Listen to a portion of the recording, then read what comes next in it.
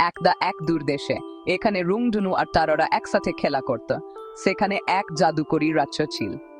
সেই রাজ্যের নাম ছিল ইলুশিয়া। ইলুশিয়ার রাজা আর রানী ছিলেন খুব দয়ালু, কিন্তু তাদের কোনো সন্তান ছিল না। তাদের মনে সবসময় একটা শূন্যতা ছিল।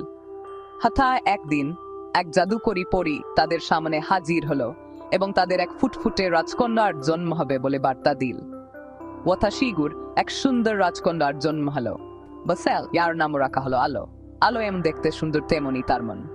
সে বের হয় এই রাজ্যের স্বার্ণনের মন্দি হয়ে উঠল। কিন্তু ইলুশিয়ার সুখ বেশি দিন স্থায়ী হলো না।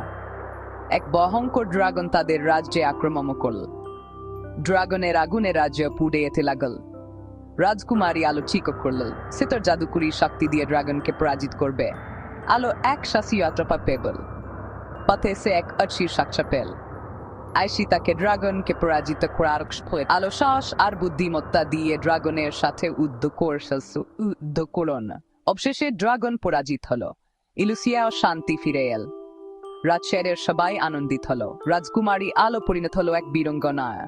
গল্প এখানেই শেষ হলো না, কারণ এমন আরো অনেক চ্যানেল রয়েছে যা আপনারা দেখতে পারেন। তাই চ্যানেলটি সাবস্ক্রাইব করে পাশে থাকুন।